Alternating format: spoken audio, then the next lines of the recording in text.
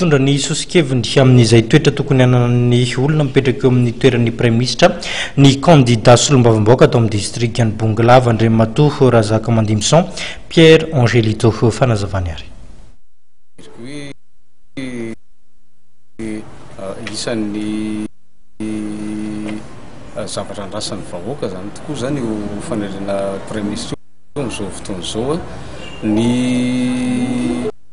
azo ambara angambany raha maha-candidat solombavambaoaka ny tena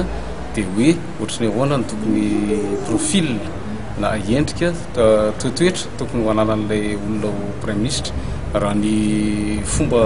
fijerina azy zany dia tokony voalohany indrindra aloha tokony olona manam-pahaizana, olona manana fitiavan-tanindrazana ihany koa, ary indrindra ihany koa olona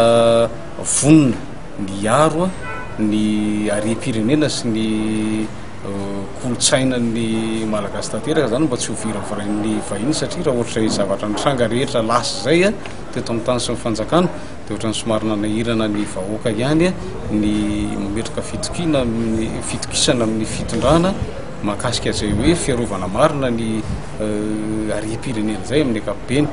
Ary indrindra ihany koa farany olona tokony mahay miara-miasa vonona ny tantsoroka amin'ny filohan'ny repoblika amin'izao fotoana izao zany mikasika ireo fomba entiny hanatanterahana ny programa lasany izay